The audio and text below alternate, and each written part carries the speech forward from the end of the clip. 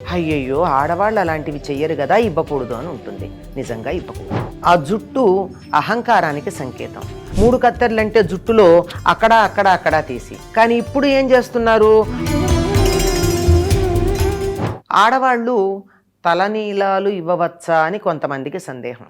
నిజానికి పెద్దలు చెప్పినటువంటి మాటని యథాతథంగా పాటించే వాళ్ళకి సందేహాలు రావు. తెలుసుకోవాలన్న తాపత్రయంతో ఏదో కొంచెం చదివి మిడిమిడి జ్ఞానం పొంది ఎవరో చెప్పిన దాన్ని సగం విని పూర్తిగా వెనక ముందు తెలియకుండా సందర్భం తెలుసుకోకుండా మధ్యలో ఉన్నవి వినటం వల్ల ఎన్ని సందేహాలు కలుగుతాయో. సందర్భం లేకుండా చెప్పడం వల్ల సందర్భ శుద్ధి అంటారు, అది లేకుండా వినడం వల్ల అనేక సందేహాలు కలుగుతూ ఉంటాయి. అట్లాంటి వాటిల్లో ఇదొకటి. నిజానికి మామూలు పరిస్థితుల్లో ఆడవాళ్ళు తలనీలాలు ఇవ్వరు. ఆడవాళ్లే కాదండి, పూర్వకాలం మగవాళ్ళు కూడా ప్రత్యేక సందర్భాల్లో తప్ప ఇచ్చేవాళ్ళు కాదు. వాళ్ళు కూడా పెద్ద పెద్ద జుట్లు పెంచుకునేవారు, ఎప్పుడు కొన్ని వందల సంవత్సరాలకు పూర్వం మాట.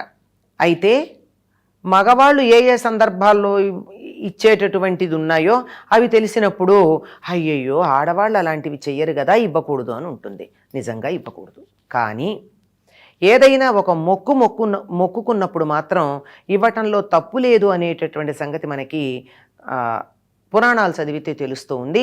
అట్లాంటి వాటిల్లో తలనీలాలు ఎక్కడిస్తామండి, నీలాలు అన్న పదం వాడేదే దానికి ఆ పదం ప్రత్యేకంగా వాడడానికి కూడా కారణం ఉంది గనక తిరుమలలో వెంకటేశ్వర స్వామి సన్నిధిన తలనీలాలు ఇచ్చేటటువంటి పద్ధతి ఉంది. ఆ జుట్టు అహంకారానికి సంకేతం. జుట్టును ఆశ్రయించుకుని చాలా పాపాలు ఉంటాయట.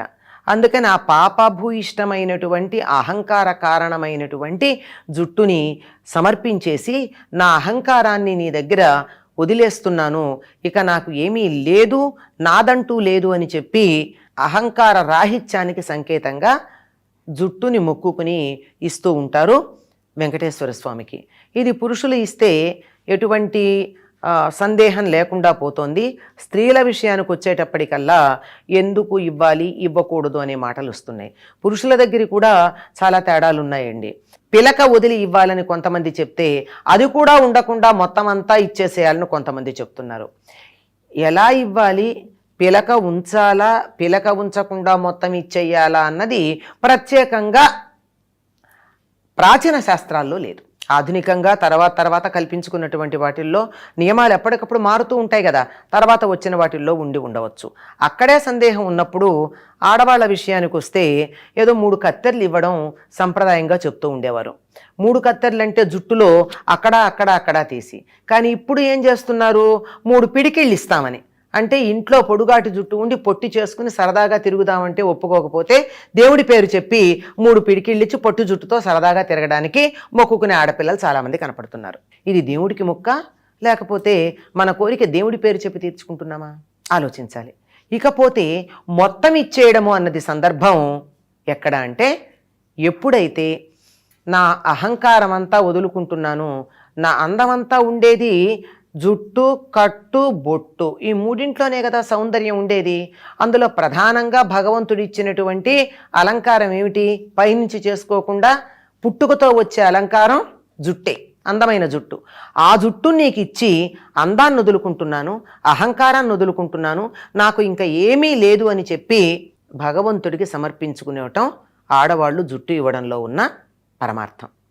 అంటే ఇంకా ఇంతకన్నా నేను హీనస్థితికి దిగజారలేను స్వామి, నీ దయ కోసం ఇంతకన్నా కిందకి పడలేను అని చెప్పి ఇచ్చేటటువంటిది.